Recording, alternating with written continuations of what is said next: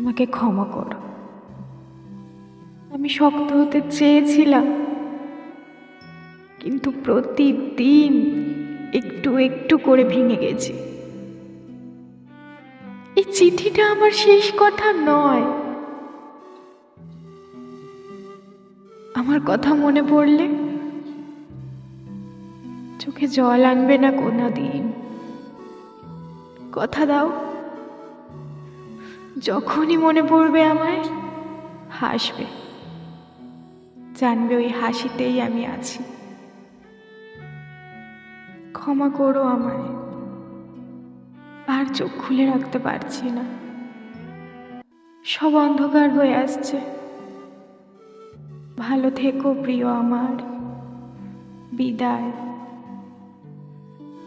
आज है कायम